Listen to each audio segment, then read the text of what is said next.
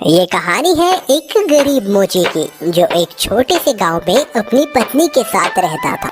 मोची के घर के हालात दिन पर दिन बिगड़ते जा रहे थे। घर में जो भी राशन था वो भी खत्म होता जा रहा था। ऐसे ही एक दिन मोची ने अपनी पत्नी से कहा, अब मुझे और यहाँ नहीं रहना। यहाँ ना तो कोई कमाई हो पा रही है और ना ही कोई काम मिलता है। अरे पड़ोस का गांव बहुत बड़ा है, अब मैं वहाँ जाकर अपना मोचीगिरी का काम करूँगा। कुछ दिन घर से दूर रह लूँगा, कम से कम घर का खर्चा चलाने लायक कमाई तो हो जाएगी वहाँ। क्यों, वहाँ के लोगों के जूते चप्पल ज्यादा टूटे हैं क्या, जो आपको वहाँ जाकर ही मोचीगिरी करनी है? अरे अपनी जन्मभूमि में रहकर तो सिक्के कमाए नहीं जाते, पराए गाँव जाकर कमाएंगे ये पैसे। अगले दिन सुबह सुबह मोची चुपचाप अपने जूते चप्पल ठीक करने का सामान उठाकर दूसरे गांव की ओर निकल पड़ा। दोपहर होने तक वह पड़ोस के गांव माहुलबनी में पहुंच गया। हारा थका मोची जब माहुलबनी के बाजार में पहुंचा तो हैरान रह गया, क्योंकि वहां तो पहले से ही काफी मोची अपनी दुकान लगाए बैठे थे। अरे यहाँ तो पहले से ही इतने मोची अपनी दुकान लगाए बैठे हैं। ऐसे में मुझ अनजान मोची के पास ग्राहक कैसे आएगा? लगता है यहाँ से भी खाली हाथ ही जाना पड़ेगा मुझे। नहीं नहीं, खाली हाथ घर भी तो नहीं जा सकता। तभी मोची को ग्राहकों को अपने पास बुलाने की एक युक्ति सूझी।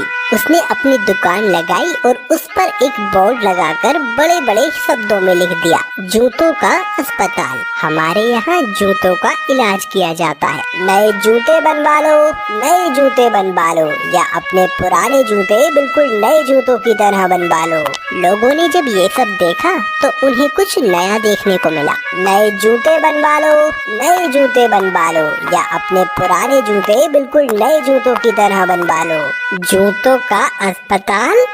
अरे भाई मोची, जरा मेरे इन जूतों का इलाज तो करो। हाँ हाँ जी सेठ जी, अभी किए देता हूँ। मोची अपने छोटे से अस्पताल पर बैठकर सेठ के जूतों का इलाज करने लगा। ये लीजिए, अब आपका जूता बिल्कुल स्वस्थ है। अरे भाई वाह, कितना हुआ इसके इलाज का खर्च? बस साहब, सिर्फ एक तांबे का सिक्का। लो ये लो। ऐसे ही दूसरा ग्राहक मोची के अस्पताल में अपने जूतों का इलाज कराने आया। मोची ने जूतों का इलाज किया, पैसे लिए और बाकी ग्राहकों का इंतजार करने लगा। आज तो मैंने बहुत पैसे कमा लिए हैं। अगर मैं ऐसे ही काम करता रहा तो बहुत पैसे जमा कर लूंगा और एक घोड़ा खरीदूंगा।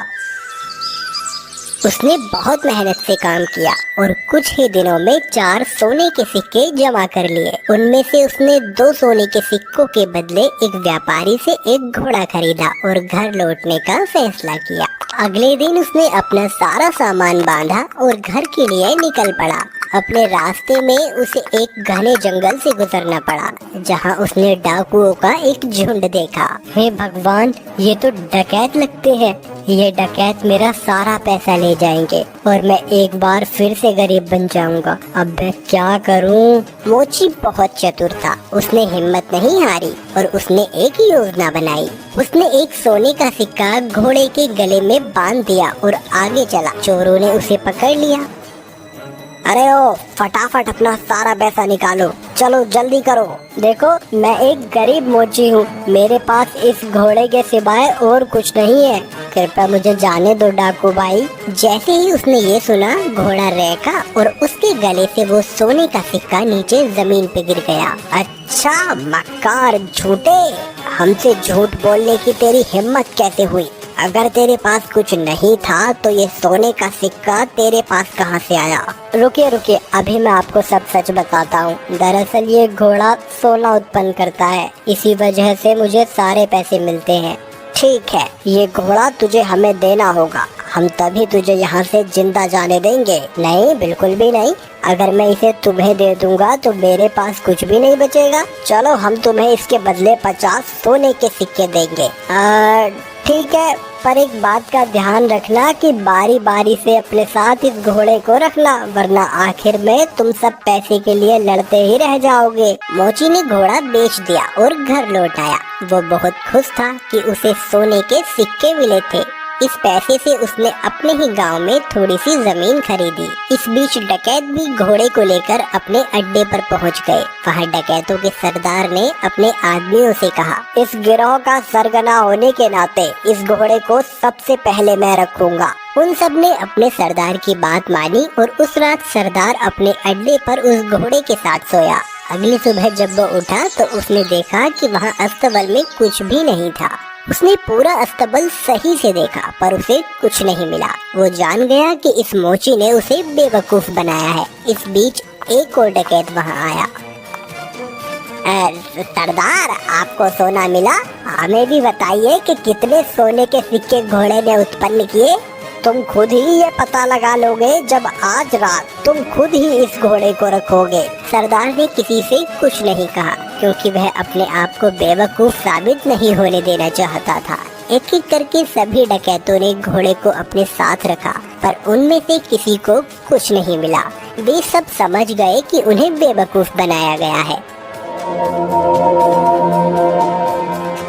उस मोची ने हमें बेवकूफ बनाया है, अब हम उसे सबक सिखाएंगे। सरदार, उसने ये साधारण सा घोड़ा हमें 50 सोने की मोहरों में बेचा है। हम उससे अपना पैसा वापस लेंगे और हमें धोखा देने की जुर्रत की सजा देंगे। हाँ, चलो चलो।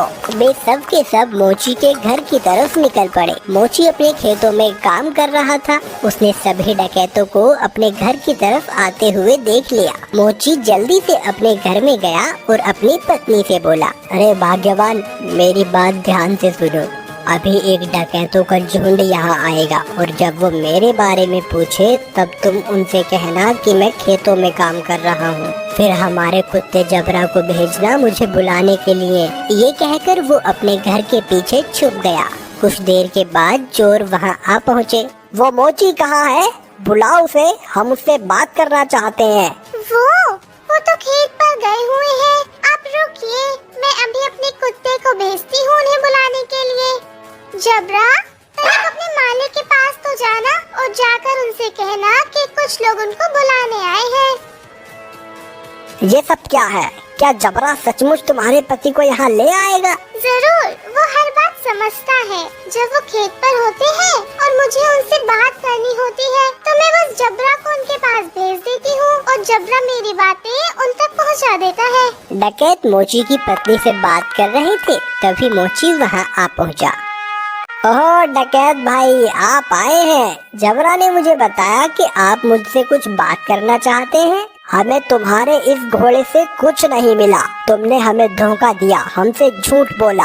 अरे आप कैसी बात कर रहे हैं? मुझे लगता है आपको कुछ तो गलतफहमी हुई है। आज जो कुछ भी मेरे पास है सब कुछ उस घोड़े की बदौलत ही है। अच्छा चलो ठीक है, हम तुम पर एक बार और विश्वास करते हैं पर उसके बदले तुम्हें हमें ये कुत्ता भी बेचना होगा। अरे नहीं, बिल्कुल भी नहीं, मैं इस कुत्ते को तुम्हें नहीं बेच सकता। अरे चलो, हम इसके लिए तुम्हें 40 सोने के सिक्के देंगे। थोड़ा इनकार करने के बाद मोची सहमत हो गया कुत्ता बेचने के लिए। चोरों ने जबरा को लिया और चले गए। जब सभी डकैत अपने अड्डे पर पहुँचे तो सरदार ने ऐलान किया कि वो पहला होगा जो कुत्ते को अपने पास रखेगा। बाकी डकैतों ने उसकी आज्ञा मानी और चले गए। सरदार ने अपने बेटे श्याम को बुलाया। सुनो श्याम, मैं अब काम पर जा रहा हूँ। अगर मेरी जरूरत पड़े तो इस कुत्ते को मुझे बुलाने के लिए भेज देना। जैसा आप कहो पिताजी। कुछ देर बाद एक डकैत को अपने सरदार से एक काम आन पड़ा। उसने श्याम के पास आकर सरदार को बुलाने के लिए कहा, आप रुकिए, मैं तुरंत उन्हें बुलावा भेजता हूँ। जबरा, जा और जाकर पिताजी से कहना कि कोई वहाँ आया है उनसे मिलने। जबरा सरदार के अड्डे से भागा और बजाय सरदार के पास जाने के वो सीधा मोची के पास गया। जब सरदार घर वापस आया तब उसने देखा कि जबरा वहाँ नहीं था। वो जान गया कि जबरा जरूर अपने मालिक के पास गया होगा, तो वह अकेला फिर से मोची के घर गया। सुनो, क्या जबरा तुम्हारे पास आया हुआ है? हाँ, वो यहाँ आया है। मेरे ख्याल से उसे जरूर मेरी याद आ रही होगी। मेरी मानिए तो उसे थोड़ा सा समय दीजिए, अंत में वो आपको अपना मालिक स्वीकार करने ही लगेगा। सरदार जबरा को वापस ले गया और उसने अगले दिन उसे अपने साथी को दे दिया। जबरा सारे डकैतों के साथ एक एक करके रहा पर वह हर दिन मोची के पास वापस लौट आता। सबने ये जान लिया कि एक बार फिर से मोची ने उनका बेवकूफ बनाया है। उन सब ने विचार विमर्श किया, इस बार हम बेवकूफ नहीं बनेंगे। मैं उस मोची को अब सबक सिखाऊंगा। इस बार सारे डकैत मोची के घर पहुँचे। उन्होंने मोची की एक न सुनी और मोची को एक बोरे में डाला और उसे लेकर वहाँ से चल दिए उसे सबक सिखाने के लिए। मोची चुपचाप बोरे में पड़ा रहा। रास्ते में वे सब एक मंदिर के पास से गुजरे, तभी एक डकैत ने कहा, सरदार गर्मी बहुत ज्यादा है, क्यों ना कुछ देर यहीं आराम किया जाए। सरदार भी उसकी बात मान लेता है और मोची को वहीं छोड़कर मंदिर में आराम करने के लिए चले जाता है। सुअरों का एक झुंड वहां से गुजर रहा था और जब मोची ने सुअरों के झुंड की आवाज सुनी तो मोची को एक उपाय सूझा और उसने तेज आवाज में चिल्लाना शुरू किया, मैं ऐसा नहीं करूँगा, मैं ऐसा नहीं करूँगा, मुझे छोड़ दो, मुझे जाने दो। सुअरों के मालिक ने उसकी आवाज सुनी और वो उसकी ओर आया। अरे रुको रुको, क्या हुआ, तुम क्या नहीं करोगे? किसने तुम्हें इस बोरे में डाला? वो मेरी शादी जबरदस्ती जमींदार की बेटी से करवाना चाहते हैं, पर मैं शादी नहीं करवाना चाहता। क्यों भाई, क्या तुम पागल हो? अगर मैं तुम्हारी जगह होता तो मैं यकीनन उसकी लड़की से शादी करता। अगर ऐसी बात है तो आओ, मैं तुम्हें बोरे में डाल देता हूँ और तुम जाकर उसकी लड़की से शादी कर लो। सचमुच? बेशक, लेकिन पहले मुझे बाहर तो निकालो। सुअरों के मालिक ने मोची को बोरे से बाहर निकाला और खुद बोरे के अंदर घुस गया। मोची ने उसे बांध दिया और उसके सुअरों को लेकर वहाँ से चला गया। शाम को डकैत मंदिर से बाहर आए, बोरे को लिया और चले गए।